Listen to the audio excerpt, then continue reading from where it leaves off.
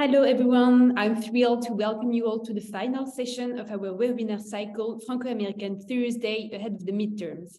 We are very grateful to Columbia, both its Alliance program and its Global Center here in Paris, for partnering up with Institut Montaigne for these 4 sessions aimed to bringing together experts from both sides of the Atlantic during the crucial period of election. So America voted on Tuesday, November 8th. First post-COVID election, first post-Capitol attack election, and first test for the Biden administration. Results are not yet final, but it seems that the red wave expected by many commentators did not happen. The curse of the president's party being punished in midterms election did not hit as hard as we feared. Also, the Republicans should win the House of Representatives. The tidal wave did not take place, and Democrats may keep control of the Senate. So what initial conclusion can we draw from these results? This is the focus of our discussion today. So after a first session dedicated to the economy, a second devoted to geopolitics and the war in Ukraine, and our session last week on energy and climate, this concluding session will be devoted to the analysis of the results and their impacts on the transatlantic relationships. But also more widely, what future for American democracy, what prospects for the 2024 presidential election for the Republican Party and the Democrats, for Trump, who was called, I think, a big loser by Fox News. That's quite interesting. So to bring an expert's eye to this very important topic, we are extremely honored to welcome this morning or afternoon, depending on where you are, our 2 panelists, so Dominique Moïsi and Bob Shapiro. Dominique is a special advisor for geopolitics here at Institut Montaigne, and Bob is professor of government and professor of international and public affairs at Columbia. So among other things, we would like to focus today on different topics. What general conclusion can be drawn from these results, and how will the results impact the transatlantic relationship? What is the most surprising win so far? And what do you think was the factor that most influenced these results? Are you reassured about the state of democracy in America, or would you recommend avoiding being too optimistic? So I first give the floor to Bob to embody this American view before passing it on to Dominique for us to hear from the French perspective. And before we start, I would also like to remind everyone that you can directly ask questions using the chat function. So it's really easy, and the more interactive the exchange is, the more fruitful they will be. So thank you very much, and I'll leave the floor to Bob. Thank you. Thank you for inviting me, and I'm very pleased to talk to you today about the election and also the state of American democracy. Since you mentioned that, what I thought I would do is I would lead by talking about the state of democracy, and the big takeaway from the election for me is that the U.S. held a by all reasonable standards, a free and fair election. And there was a big debate about whether or not that would occur.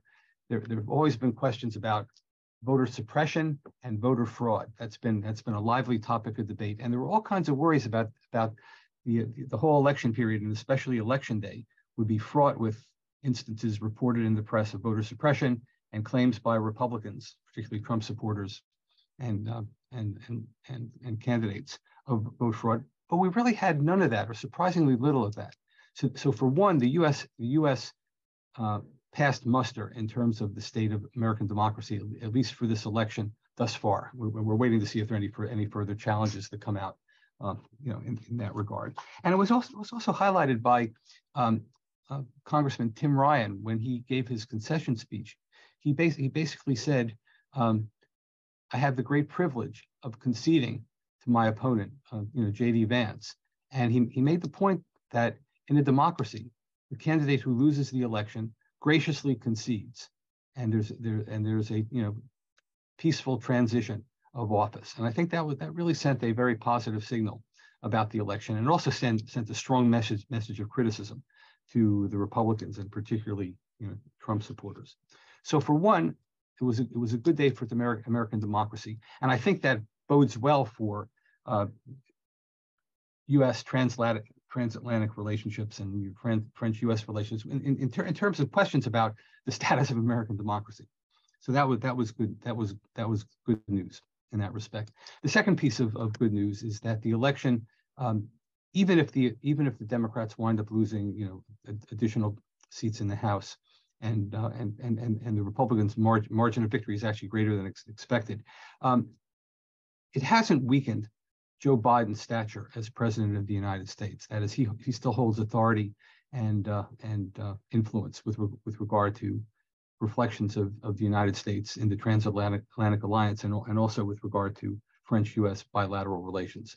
And so, I think nothing's changed there. I think that if anything, that's a turn for the better, especially given the fact that there were some expectations that he would be greatly weakened, and it could reflect badly on what happens in foreign affairs under his leadership. So I think there's good news on that front as well, and we can talk further about it later on. In terms of the things that stand out in the election, in terms of what was most surprising, the thing that we can ask is what factors, what segments of the electorate were particularly important for the Democrats being able to kind of hold the line here. For one, they did not do any better than in the past, and in fact, maybe a little bit worse among Latino voters and Asian American voters, where they seem to have been losing support in the last election. That is, Trump and the Republicans were doing better among those groups, and there are all signs that they did a little better in this election.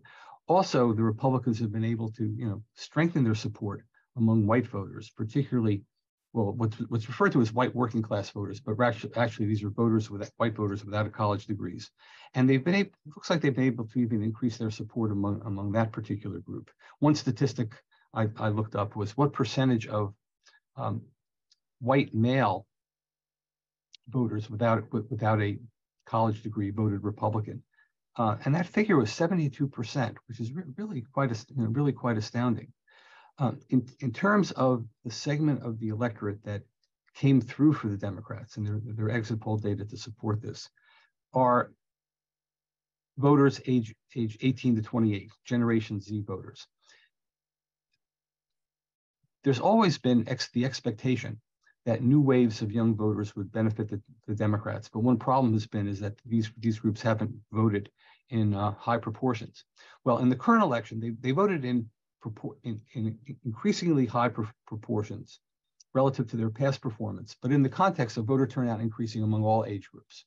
So their turnout didn't become a larger part of the electorate than before. But the size of the electorate has expanded. Moreover, they actually broke for the Democrats as opposed to the Republicans by fully 28 percentage points in this election. They were really the age group that mattered most. And in particular, it was 18 points among white 18 to 28-year-olds, which is really striking because the Democrats have been weak among white voters. They've failed to get majority support from white voters, and even white women voters who are often described as being more supportive of Democrats than Republicans. The gender gap was about on the order of 10 or 11 points, so that was noteworthy. But among white voters, a majority of white women voted for Republicans.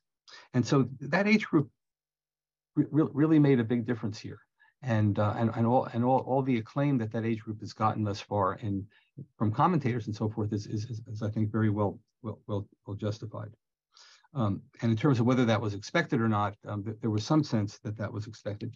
But the dynamic that was important in this election that kind of framed it for me was the question of whether this election would be more like the 2010 election, in which the Democrats took a major beating in that midterm election with the rise of the Tea Party and criticisms of the passage of Obamacare, where the Democrats lost 60 plus seats in the House of Representatives. Typically what happens in these midterm elections, the opposition party gets fired up, angry, and mobilized and comes out to vote. And there was that expectation, this red wave that everybody talked about was in that spirit. That is the spirit of the 2010 election, or maybe of the lesser 2014 election. In contrast, we could ask, and this came up in terms of the Democrats being highly angered and mobilized in this election against the Republican forces, was whether this election might be more like 2018, where the Democrats were mobilized and were able to really defeat the Republicans and Trump substantially in 2018. And at first it looked like it was 2010. That is, the voter registration among Republicans soared leading up to the election, up until the time of the Dobbs decision on abortion. The effect of that decision was to increase Democrats' voter registration enormously. Now, it didn't surpass the increase in the Republican administration, but it caught up, so that it could be the case that this election would be one that would fall in between 2010 and 2018. And I think that's precisely what happened here. And the abortion decision mobilized Democratic voters, and especially, it seems, young voters. And I think that is something that was just crucial in this election. And it's gotten to the point where there's been some criticism of Chief Justice of the Supreme Court Roberts, in effect saying that he did the Republicans no favor by the timing of that decision. It would have been better if that decision came down after the election rather than before. One question that you posed to me before this was, were there any particular, surprises? I wasn't actually, any surprise wins. I wasn't particularly surprised by the outcome of the election. The pre-election polling basically got the Senate and governor races correct in terms of the winners, and we can talk about the criticism of polls and so forth. But I think the election polls performed well, at least in that particular respect. In terms of the wins that were the surprises, it wasn't the wins for the Democrats that were surprising, but the one set of wins for Republicans is actually here in New York State. That is, in terms of picking up seats in the House of Representatives, one weak spot for the Democrats was New York. That is, Republicans picked up 4 seats in New York State, and this is liberal New York State, which elected Hochul as governor, despite the challenge that she seemed to have received. And that, I think, was surprising, and it's something that Democrats are significantly lamenting about, especially Democrats here in New York State. And so I think I'm going to stop there and follow up further in the Q&A.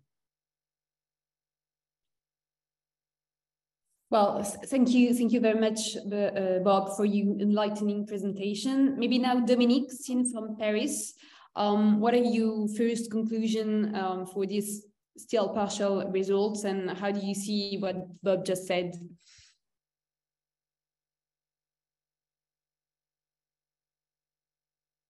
No, Dominique, you just have to push on the button. It's red, so it means that you can't talk. Just push the button. Yeah, that's it. Okay. Well, thank you very much. I think I can add very little to said. I agreed with all his hypotheses, but maybe I can say it differently because I'm coming from the other side of the Atlantic. The first interrogation for me is as follows. Republicans paid for the excesses of Donald Trump and the closest Trumpian within the campaign. Is Donald Trump the only real loser in midterm election? Without him, the results would have looked like much more like 2010 for the Republican Party, or 2018 in the case of the Democrats. And Trump managed to mobilize against him in 2022 the way he did in 2020. And for me, I think I make a comparison between Trump and Putin, in the sense that not to win clearly for both men is to lose. And it's a very interesting coincidence of calendar. The very day Trump had to concede non-victory in the midterm election. Putin had to concede defeat in the fact that his troops withdrew from Kherson, which is a major symbolic shock for Russia. And I think the two are probably more linked than we would think, than we should think. The Americans felt that the attack on democracy from within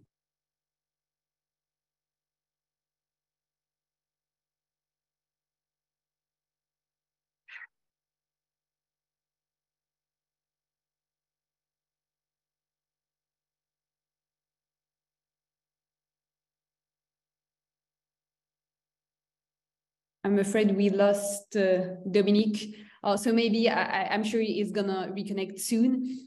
Maybe, Bob, I have a first question for you, because you both mentioned, as you and Dominique, the midterms, the 2010 midterms.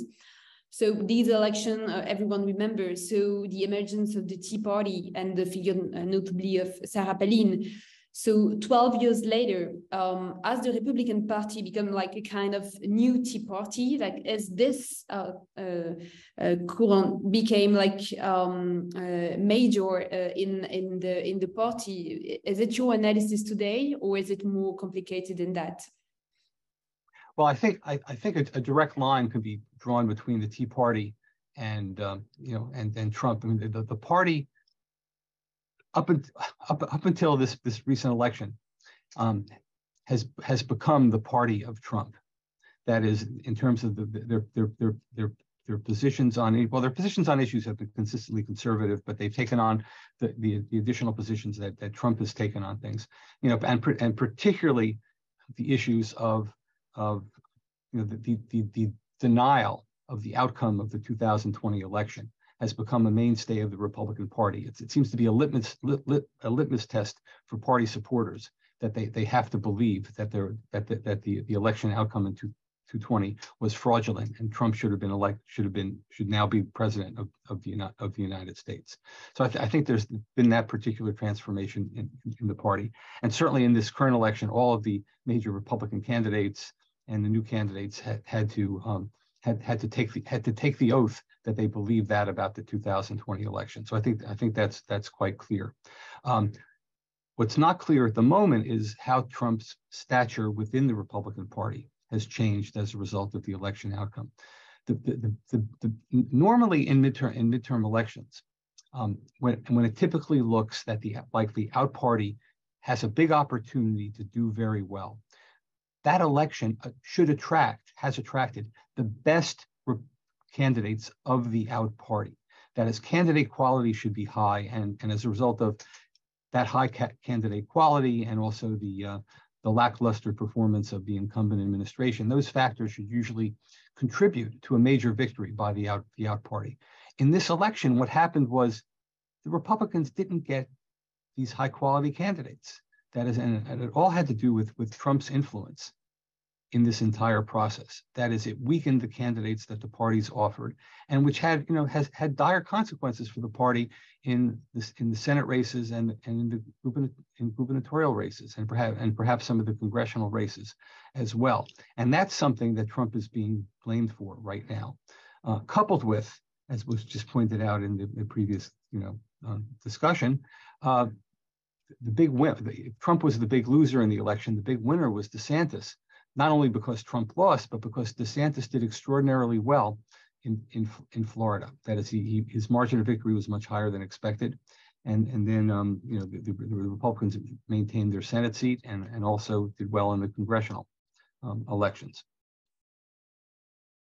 Thank you very much, Bob. I see Dominique is still not there. I hope it doesn't fail his connection. So I'm going to ask one of the questions that has been asked in the chat box. It's a question for Michael Hillmeyer. Is wondering how, so the results in the House would have been quite different without extreme gerrymandering in states like Ohio and Florida. Can this be fixed, or do Democrats need to overcome this in addition to voter suppression and massive disinformation every cycle in order to have a chance to win? Yeah, that's a very good question. I mean, voter suppression seems to be an ever-present threat, and certainly disinformation and misinformation and disinformation has been on the rise, and everyone has to be leery of that and be vigilant with respect to that.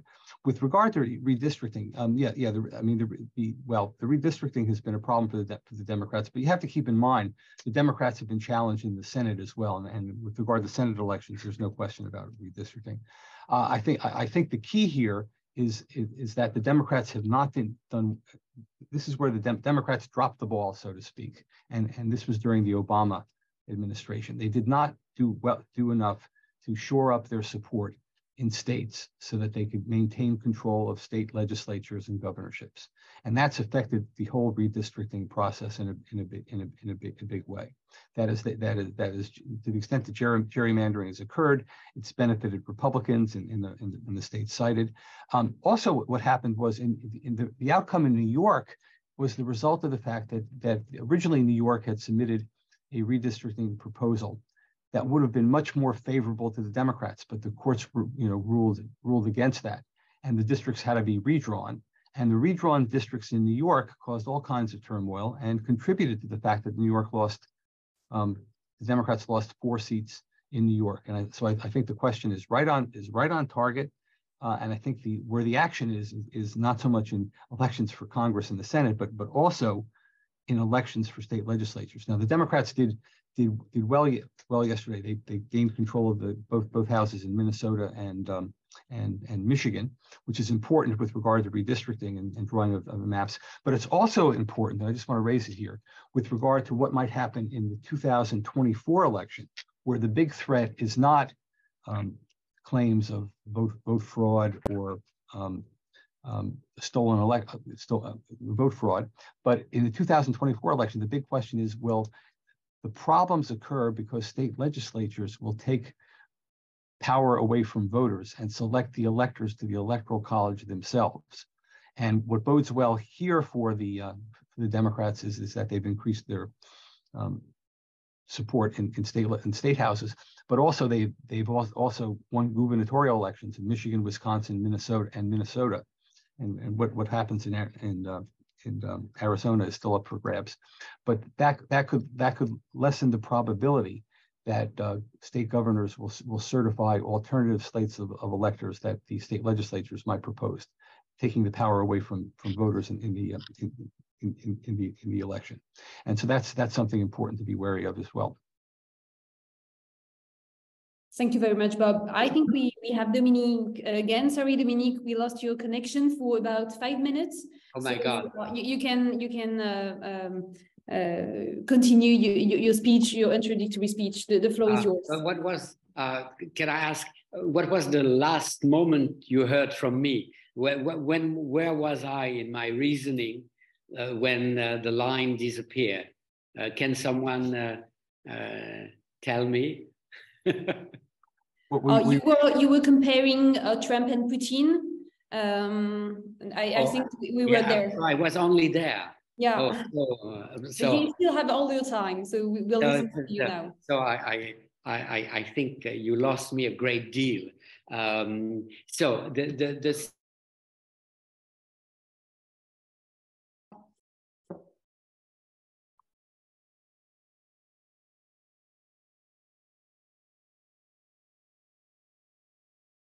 Well, I'm afraid we lost Dominique again. It's so strange because he's at the Institute, so the connection should work.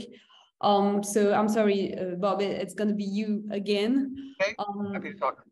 Yeah, so maybe another question I had, maybe can you tell us a bit more, because from Paris, we don't know more about this personality, but about Ron DeSantis. Because we talked a lot about him lastly, Is he a rival for Trump? And I don't know, what is his personality? Can he be the one for 2024? I would be really interested in listening to you on this new character in the Republican landscape. Yeah, well, okay.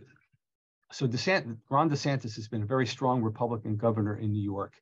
He's basically, this is maybe an overstatement, but he's been the sort of political equivalent of Donald Trump, but without all of the Trump craziness with regard to stolen elections and what happened on January 6th. He is the quintessential anti-democrat. That's a big D Democrat, opposing every the programs and policies of the Biden administration. He was singularly very visible in thwarting all of what the federal government wanted to do with regard to COVID restrictions and the like. What he did was gave high priority to keeping the economy of the state of Florida open, keeping the schools open, limiting vaccination requirements, all those kinds of restrictions that were rules that were being encouraged by the federal government. And what happened in Florida was the schools stayed open and the economy did well compared to the nation as a whole and compared to what occurred in other states. So it was basically defying the Biden administration, defying the CDC, and distinguishing himself and the state of Florida in very visible ways. And he became very prominent. He was very prominent and vocal in that respect, and also with respect to issues like teaching critical race theory in schools and things related to gender identity and the whole transgender issues that have arisen. He's been taking those kinds of and also pro-life positions and so forth. He's basically a strong conservative in all those respects, and would be a readily available choice to replace Donald Trump as the Republican nominee in 2024. Okay, great. Thank you. And the polls also have him as at least have had him as the leading candidate next to Trump, even though polls about the 2024 election put Trump as the leading Republican candidate. Thank you very much. I have another question from the chat. How does the money spent during these midterms compares to previous election? I know in France we talked more about like this huge amount of money that has been spent for publicity during the campaign. And what does this mean for campaign finance? Well, okay. Well, the money spent in these midterm elections has been at an all-time high. The figure cited is on the order of $1 billion being spent. In terms of what the effect that money had on the election, I mean, the Democrats poured a lot of money into campaigns that were unsuccessful, and they were actually criticized for not putting more money into certain races. For example, Tim Ryan's campaign for the Senate in Ohio complained that the Democrats did not, provide as much support as they could have. I mean, the Democrats were providing funds for the races in which they thought they had the highest probability of winning, and they thought Ohio was low probability. They also thought North Carolina was low probability, and there's a lot of lamenting there about what happened, either putting money in or devoting campaign support. I mean, for example, one thing that the Democrats might be criticized is for not sending Barack Obama to campaign in North Carolina. He spent a lot of time in Pennsylvania, which I think paid off very well for the Democrats. But there's the question of where they put their money and where they put their personnel. Thank you very much, Bob. And Dominique is back again. Dominique, we just had a discussion about like the money spent during these midterms compared to the previous election. And just before that, I was wondering, Bob, who was exactly Ron DeSantis and what can we expect from this new guy for the 2024 election? But now the floor is yours and you can pursue your development. There is obviously a conspiracy against me that has taken place, and there might be some Trumpist spirit destroying the technology à Montaigne. Let me try not to summarize what I would have said if technology had been working, but asking some key questions, which in my mind are as follows. Have we witnessed in this midterm election what one would call a democratic revenge as a result of a reaction against the cult of excessiveness by Donald Trump and his followers? Has he gone too far? Is there a call to decency and common sense that the American electorate has tried to convey to Washington?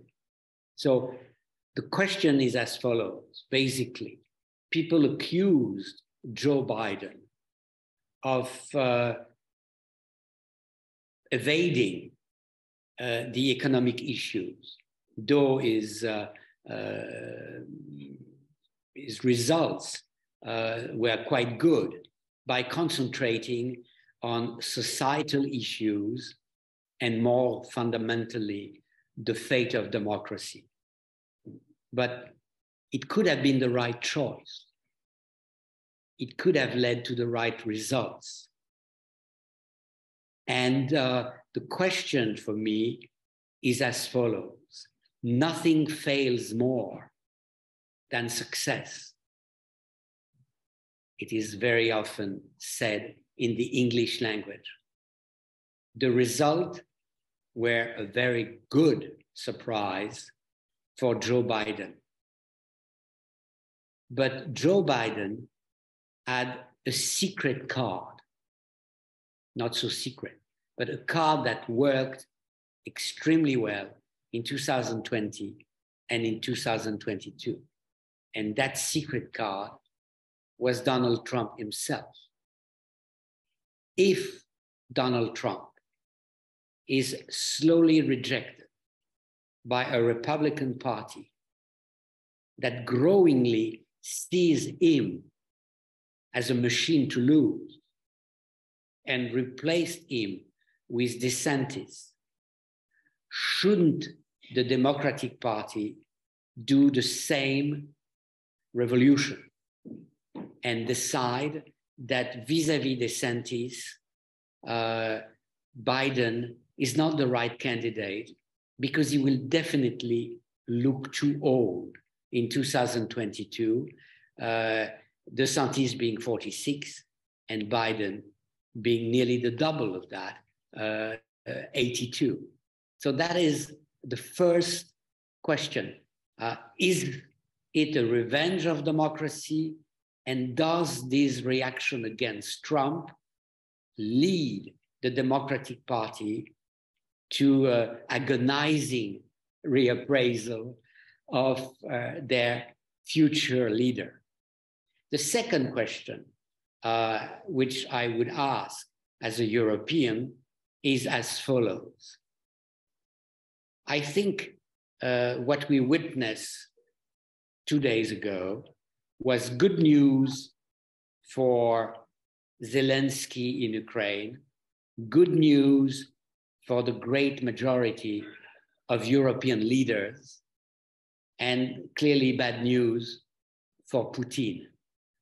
And the coincidence between the non-victory of Trump on the one hand and the defeat of Putin in Kherson on the other is opening possibly a different picture in front of us, which I would describe as follows. President Biden will be in minority in the House of Representatives, may lose the Senate, though this is a totally open question. But on the issue, are the Americans spending their money well? He has a strong argument. You say we spend too much on Ukraine, but look, without us, without our help, the Russian would not have had to leave the city of Kherson. It's money well spent. And so in my mind, I think what happened is potentially very good news for democracy on the one hand, and very good news for transatlantic relation on the other. And obviously, the two are intricately linked. So I think for the sake of conversation, and because technology really didn't work this time, I probably limit my provocative remarks to these fundamental points and ask them to Bob and open to the Q&A question part. Thank you very much, Dominique. This was really enlightening. Maybe, Bob, do you have any reaction to what Dominique said? Yes. My reactions are basically a lot of agreement, but just qualified in a particular way. With regard to your last comments about good news for the European relations and also good news for Zelensky, I agree. Not so much that it's advancing and strengthening American support, but I think it's shoring up and stabilizing it. That is, there have been some cracks among Republicans some of whom have been coming out that we need to cut back on our spending to support Zelensky. On the other hand, there's another faction in the Republican Party, spearheaded, I think, by Mitch McConnell and others that really supports what the Biden administration is doing. And of course that issue, even with all the good news that goes with it, wasn't really a major issue. That is, Biden wasn't getting credit for that in the election. There were other things that were more important and dominant there.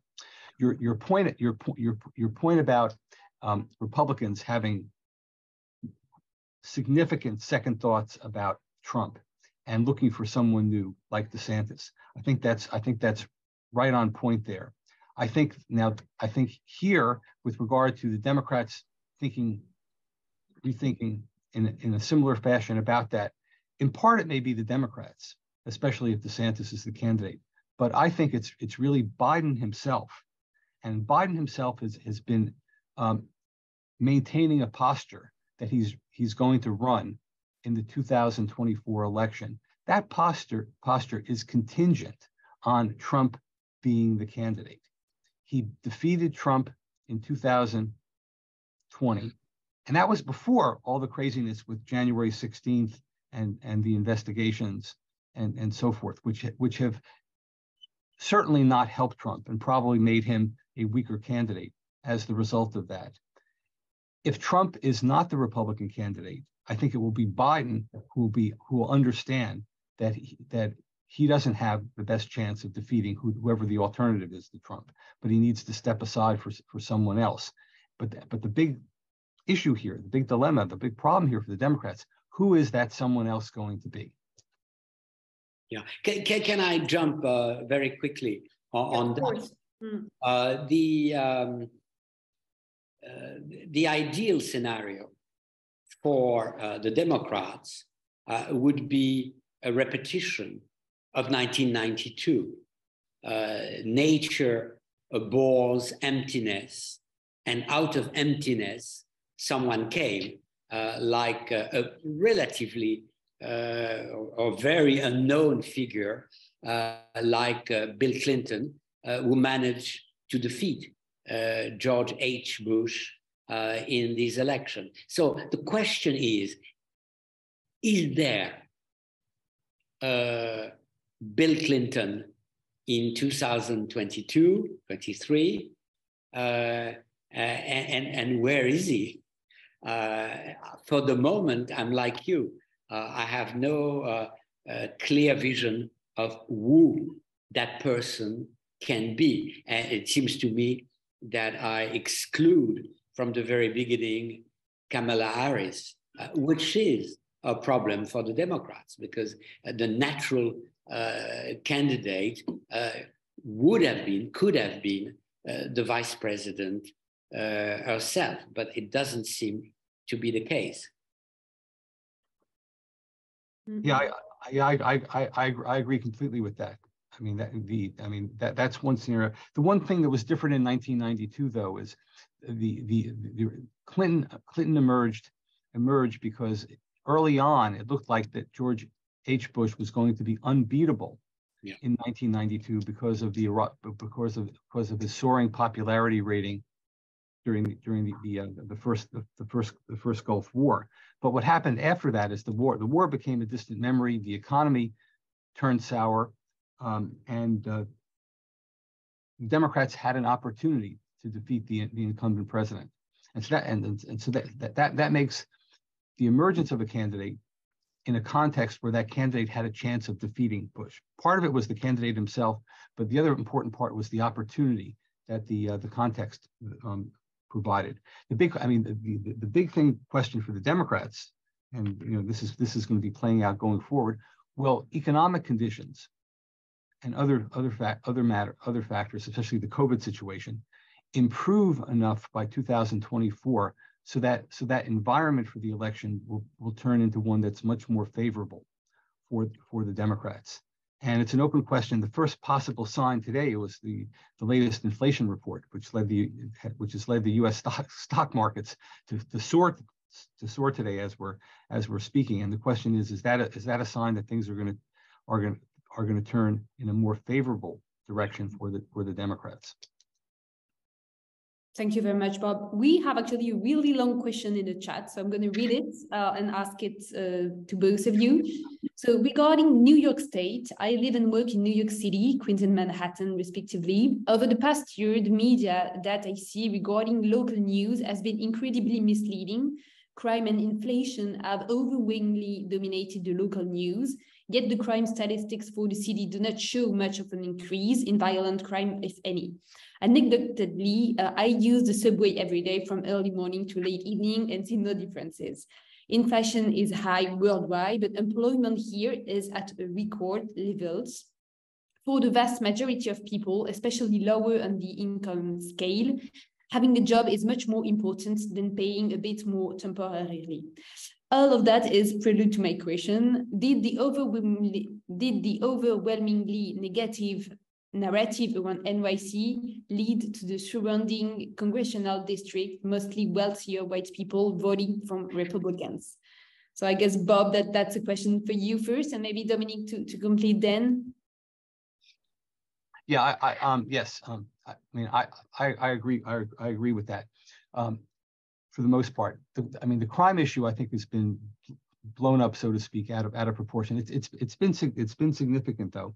I also ride the subways every day and have no issues with it. But the problem with the issue of crime is that even when the crime rate is falling, people think it's a significant issue because it always dominates local coverage of the news. There's an expression in the journalism world: if it bleeds, it leads. And those kinds of crime-related stories, especially violent ones, tend to be the most prominent in local news. So the arousing of fear seems to be always there, and even more so in a context where there's an arising crime rate. I think that did contribute to what happened in those districts in New York. I think the drawing of the district boundaries themselves had an effect. I think inflation is a real serious issue. I mean, the questioner lives in New York. The prices we pay in New York for food and other things is very high. Any visitor to New York will really, is really shocked by that. And so I think inflation is definitely a very serious issue as well. And I think the combination of the two has been significant. Although on the one hand, inflation is not something that you can blame the governor or local officials for, but the crime rate is something that they can be thought of as being accountable for. Thank you, Bob. Dominique, would you like to add something on this? No. I remember being a student at Harvard in the early 1970s when New York was not such a safe city, and where I was warned not to take certain buses that would go through Harlem and that could stop me. And I would be, in fact, one day I was surrounded by drug addict. So I think the issue of security is psychologically, symbolically very high. So thank you. I have maybe a question for the 2 following years, because we know that actually Biden did a lot of things during his first years of mandate: the American Rescue Plan, the Bipartisan Infrastructure Investment and Jobs Act, now the Build Back Better plan, which is now known as the Inflation Reduction Act. So actually, midway through the course, Democrats have succeeded in implementing much of the agenda on which Joe Biden was elected. So what can he do now? And what are those 2 years made for? I don't know who wants to answer this question. Yeah, it's a very good question. I mean, it may be the case that now on the one hand, that level of government spending has been cited by some economists as contributing to inflation. I think that there's still a legitimate debate there, given the fact that inflation has been a more worldwide phenomenon and not strictly limited to the United States. Those spending programs and their effects may have contributed to keeping the economy buoyant and contributing to the fact that the unemployment rate has remained high, and the effects of that spending are still percolating through the economy, and may have beneficial effects, especially if inflation goes down as well. In terms of what else Biden can do going forward, his opportunities to do things are going to be they're going to be much more limited, although there could be an opportunity. They're going to be much more limited because he no longer has control of the House of Representatives. That will prevent. So anything that is done will require bipartisan support, and so he'll be limited to things that he can get significant Republican support for as well. And so that's going to constrain him. It could be an opportunity in the sense that the Republicans have an incentive to show that they're able to do things. The other possible constraining factor, and this is why the Senate is so important. The Senate is very important because without control of the Senate, Biden will be constrained in terms of making government appointments, especially judicial appointments. And the judicial appointments are things that can have long-term effects. And if he's constrained from doing that, that does not bode well for the Democrats and their supporters. No, I if I may follow on Bob, I think many analysts believe that in 2 years, between 2020 and 2022, Biden has achieved more in terms of legislation than both Clinton and Obama in their respective 8 years mandate. So he has a very good record, and he could, for the campaign in 2024, ideally a Democrat, other than Biden, said, look what I did when I had free hands during the first 2 years of my presidency. Look what the Republicans have prevented me from achieving the moment they seized majority in one or two of the houses. So the agenda for Biden is to maintain and contain as much as he can of his first achievements in the first 2 years of his presidency. And of course, the agenda of the outside world will impose itself on him, from Ukraine to China, from China to climate change. And he has to show that he is on top of these three issues. Thank you very much, Dominique. I have another question for you, Dominique, coming from the chat. I'm curious to hear from Dominique how people in France and in Europe view American elections. What are their opinions on the electoral system? First, I think there was real interest for this midterm election. I spent most of my day yesterday speaking on television, on radio, trying to explain. And it was, I would say, a great relief not to be forced to comment on Ukraine and the war in Ukraine only. So there was a real interest. There was a feeling which is ambivalent in the French mind to say these elections are national elections, but in fact, they are international elections. Americans, by voting, are deciding for us. And so there's that sense of unfairness, which is present, and a slight element of remnants of Gaullism, if not anti-Americanism. It's there. But I think as far as the electoral process was concerned, there was a feeling that, well, it's quite complex. It's really difficult. Why do they have to make so many choices? There were journalists showing the 4 pages Americans had to answer in order to be good citizens. Is it normal that you should have referendum on referendum, so to speak, at so many levels in these elections? Thank you very much, Dominique. Maybe talking about the French reactions, it's maybe too early to react, but do you think President Macron should react in a way or another, like to, I don't know, amplify this movement, saying that Biden is still on board and is still legitimate for the whole world? What kind of reaction can France and Europe as a whole can mobilize for the next days and weeks? Well, if I may answer, because this is a question linked to Macron, I think, well, it's too early. One has to wait for, if not definitive results, at least a clearer vision of what really happened.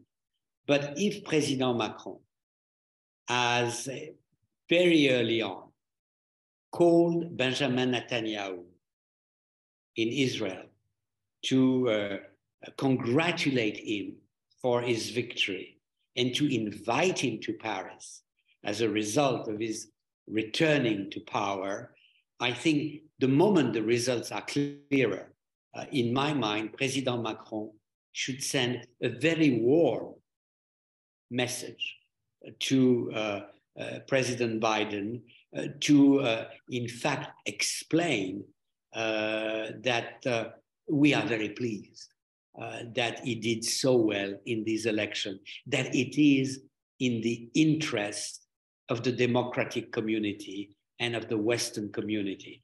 And I think there are a lot of people in France who are ambivalent. In fact, there is even a sector of French political landscape that probably would have preferred a clear-cut victory of Donald Trump because it's closer to their political philosophy, and it's easier if you want to define yourself vis-a-vis China and Russia on the one hand, and vis-a-vis the United States on the other. The more America looks like a caricature of itself, the easier it is to do that. Thank you very much, Dominique. I think we have just 5 minutes left before we conclude our seminar. So maybe I would ask both of you for 1 or 2 minutes of conclusions with maybe some perspectives what will happen in the next few days or week in Congress, and what big changes can we expect domestically speaking and in the transatlantic relationship. I know change are not going to be so quickly happen. So what do you see and what would you like to say as conclusions? Maybe Bob first and then Dominique. Thank you. Okay. Well, first, we've already talked about how difficult it will be for Biden to do things in Congress and maybe have difficulty making new federal appointments and judicial appointments. The thing to watch for in Congress, and this is the very bad news for not only Biden and the Democrats, but for the country, is that with the Republicans taking over the House of Representatives, all of the investigations of January 6th that are in progress will stop. And they'll be replaced by investigations of Joe Biden, Merrick Garland, possibly Anthony Fauci. That is, the Republicans are threatening to turn the tables and turn the investigative machinery on the Democrats, which will enormously distract from what Congress probably should be doing, will enormously distract the nation, and will have all kinds of political implications for the upcoming election, and that's something to watch. On the other hand, maybe the election will give the Republicans a little pause, and they may be determined. It may not be. Obviously, they'll want to stop the January 6th investigations, but they may not want to proceed using their investigative machinery to go after the Democrats, but rather try to participate in governing the nation in a more positive way.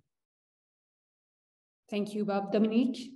Well, on America, the big issue for me in the coming weeks, months, is the position of Donald Trump. Will his fall from grace with the Republican establishment be stopped, confirmed, or even accelerated? My guess is that it will be accelerated. And we are going to go through a phase of transition between a Trumpian phase and a post-Trumpian one. The Republican will have to sort that out. And this is, for me, the key interrogation for the coming weeks and months.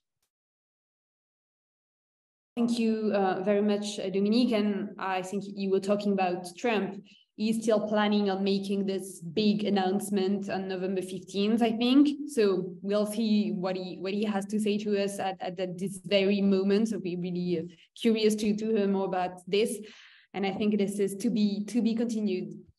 So thank you very much for both of you for participating in this really interesting webinar. Thank you, everyone. Thank you for your questions. That was really interesting and fascinating discussion. So this was the final webinar of our cycle with Columbia. So thanks again for our partners at Columbia Global Center in Paris and the Alliance program with Emmanuel Catan. I know is with us this afternoon. So thank you all. And I hope this was interesting for you and for your information. All the webinars are online, so you can watch them after the webinar, and you can find every webinar on the Institut Montaigne website. So thank you again, and have a good evening, everyone.